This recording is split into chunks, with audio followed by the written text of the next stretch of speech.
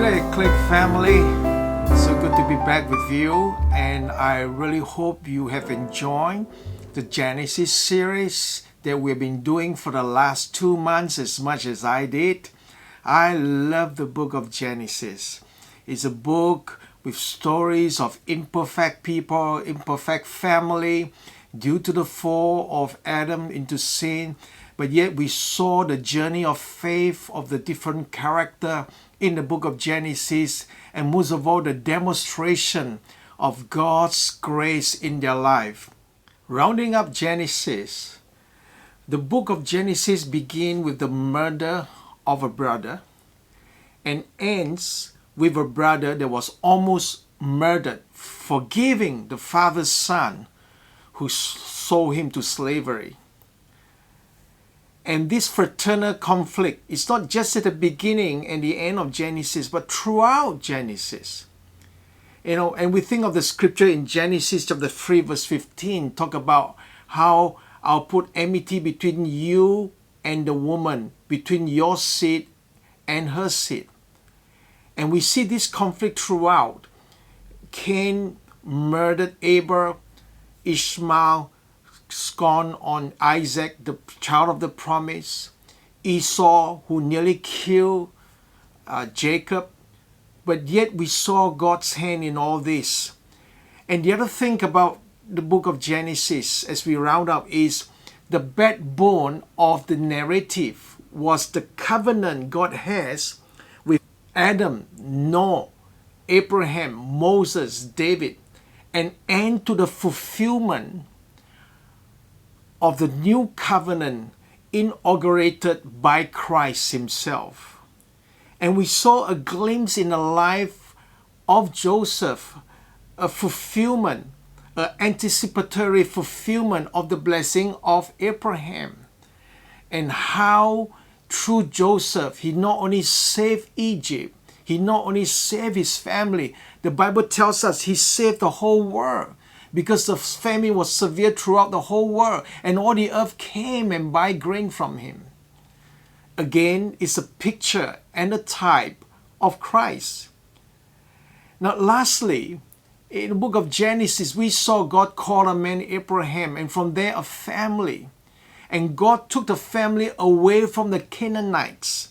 The evil practices of the Canaanites. God took this family down to Egypt, literally to nurture and nurse this family into a nation at the best part of Egypt, at Goshen. In the land of the affliction, God blessed Joseph, and through him, the family became a nation. But that's not the destination in Egypt, because God already made a covenant with Abraham, a promised land. And God took them out of Egypt after they became a nation, and it's through the slavery that God raised a deliverer, Moses, to lead them out. Jacob talked about it. I'm not going to be buried in Egypt. I want to be buried among my fathers. Even Joseph knew it, that you're going to take my bones out of Egypt to the promised land, that God has made a covenant with Abraham, Isaac, and Jacob. Last week, we had a wonderful message from Pastor Kenny on the life of Joseph. And it's amazing how the last about 6 chapters or so of the book of Genesis talk about Joseph and share with us his journey of faith. And how last week we learned Joseph faced many disappointments.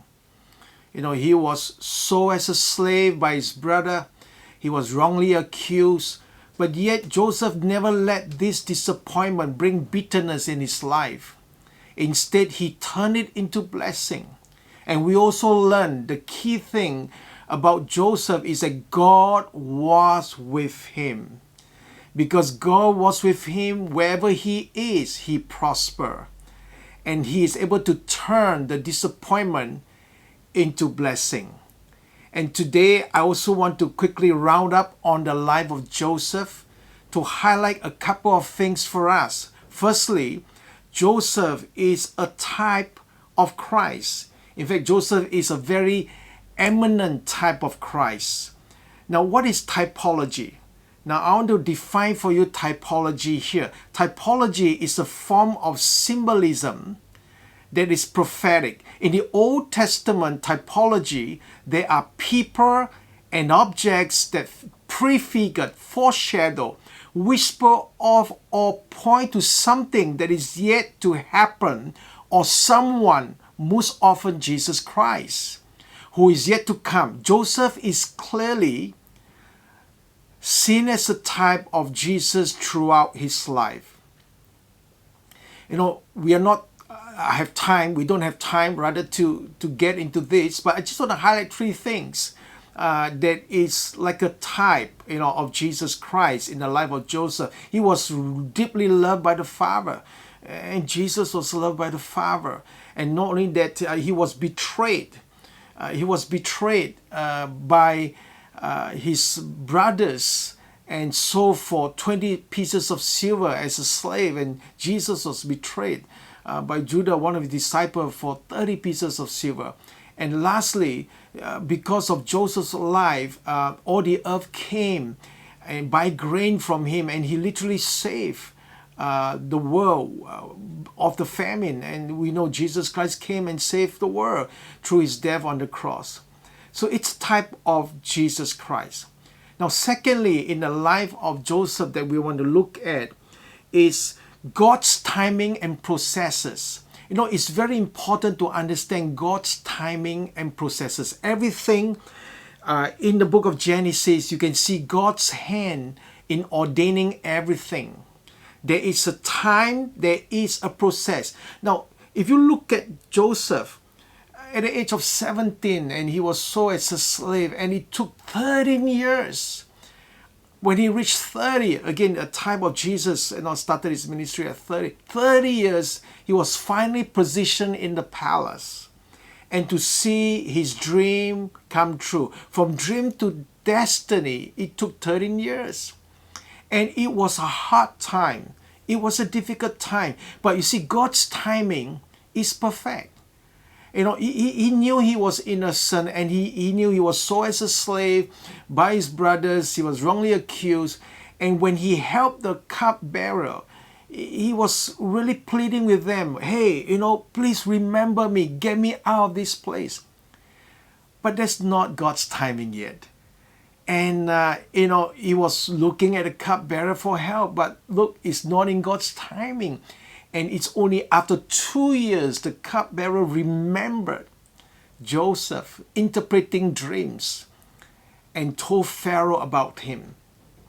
Overnight, 24 hours from prison to palace. Overnight, instantly, he became the second most powerful man next to Pharaoh.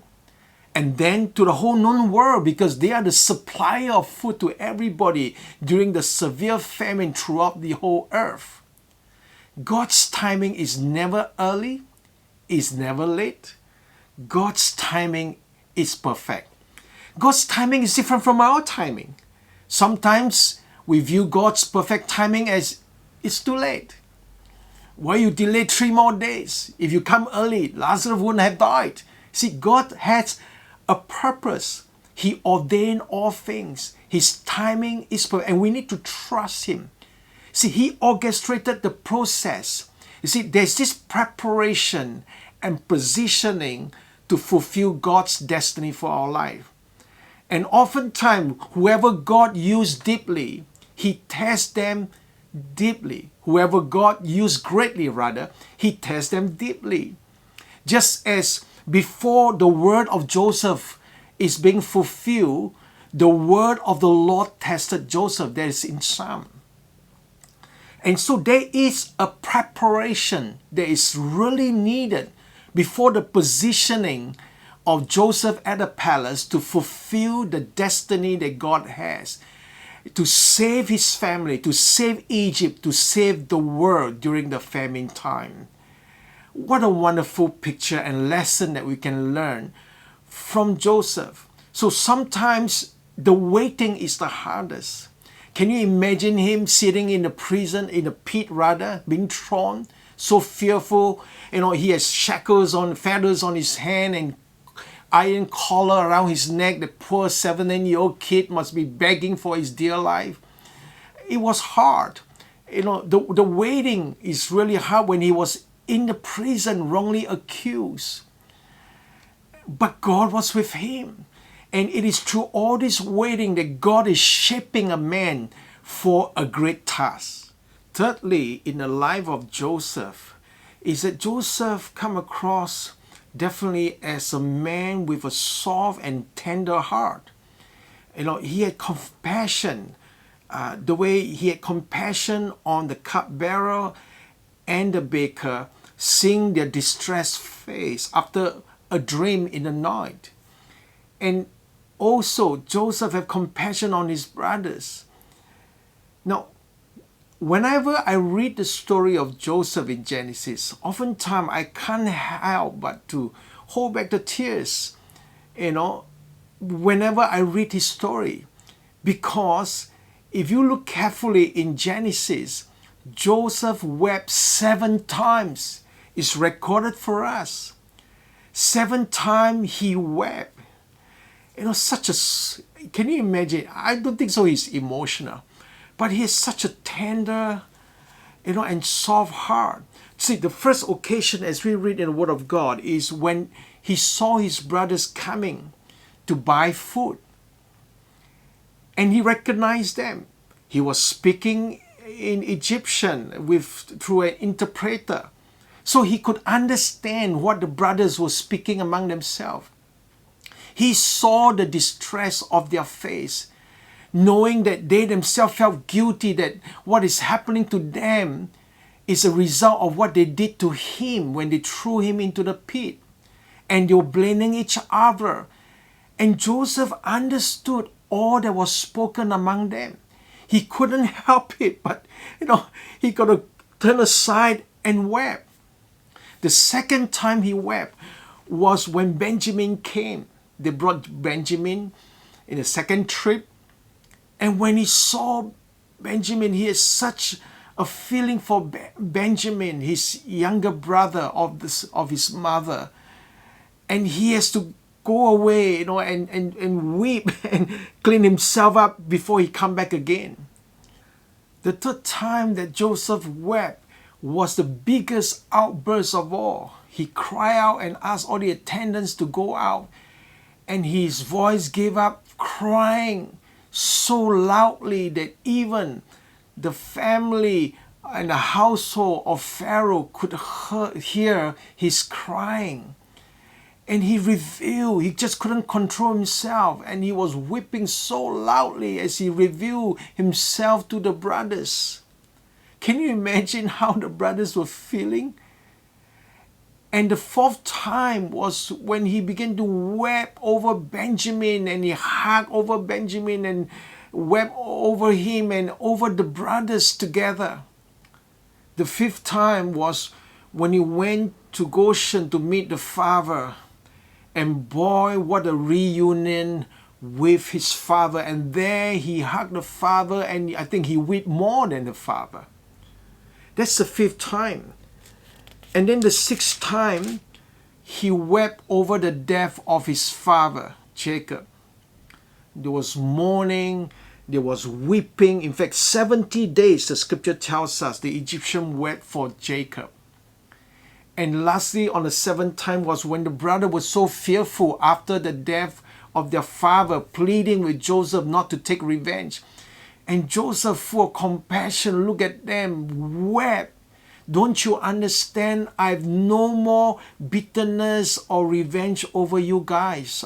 I've forgiven you. I knew all these are part of God's timing and processes for me to save your life. God sent me here before you. And he wept and he wept and he promised to take care of his brothers. And from there, a family became a nation.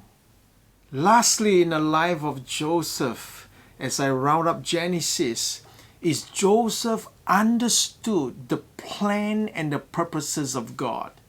He understood the covenant that God had with Abraham, Isaac, and Jacob.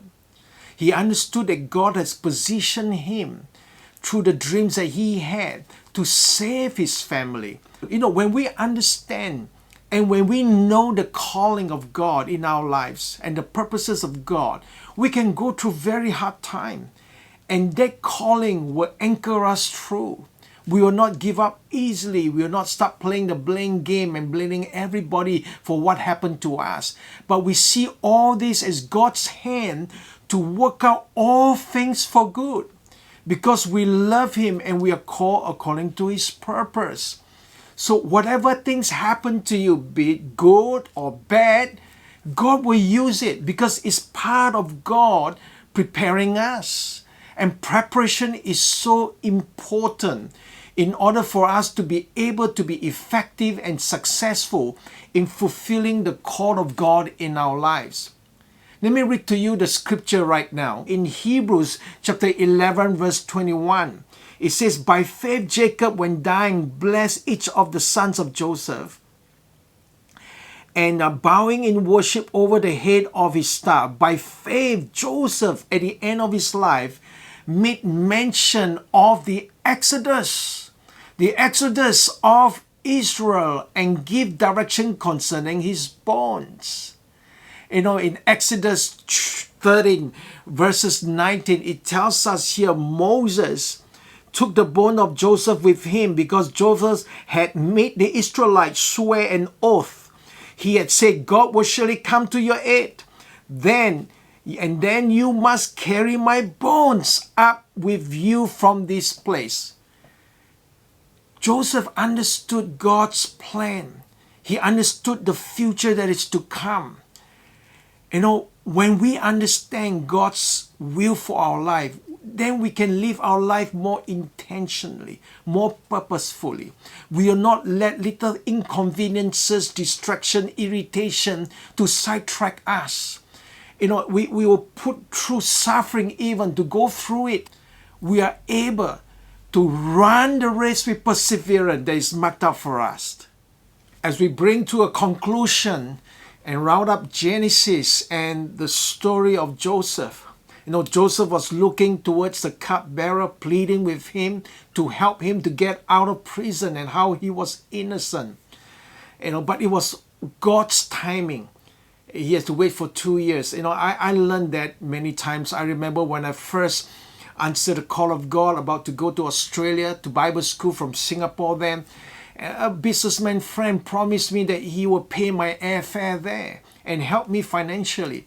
And I was looking at him, as my supply source.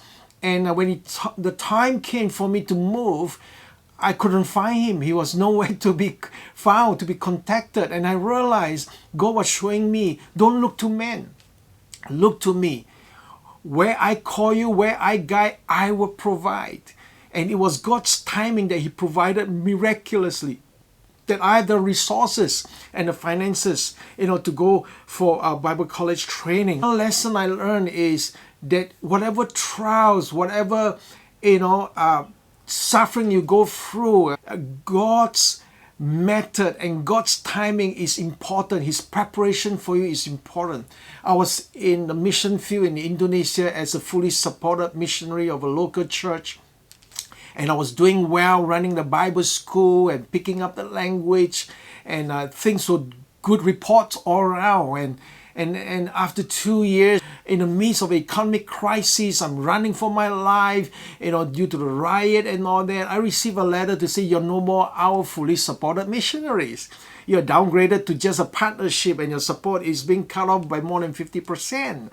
My whole world collapsed. I felt so really down because I thought, look at my performance. Look, I worked so hard. I laid down my life. I grew up in this church. Why aren't you supporting me? But God was teaching me a lesson during that time that, look, you don't look to man. I call you and I guide you and I will provide for you. No one owes you a living. Every organization, every institution, they change direction. They have different goals and all that. But you look to me because I'm the one that call you, not people that call you. And you serve me, and not for people to see how well you serve. It is for me. And I've learned so much lesson out of the story of Joseph. And I want to encourage you to keep a tender heart and soft before God. A heart that is soft before God's leading. And true wrong doesn't make a right. Do the right thing. Wherever God position you, work hard, serve hard, for Him, for His glory, not for men to see. And God is the one that will promote us, because promotion comes from God, not from man. And in God's perfect timing, when you're ready, God will position you in the place of influence, a place where you can effectively and successfully fulfill God's promises. And so this Sunday, as you meet in your house churches, as you discuss, the roundup of Genesis and the life of Joseph, I pray that out of this you will glean something that will enable you and empower you and equip you to be successful and effective in fulfilling the calling and the purposes of God. The Lord bless you.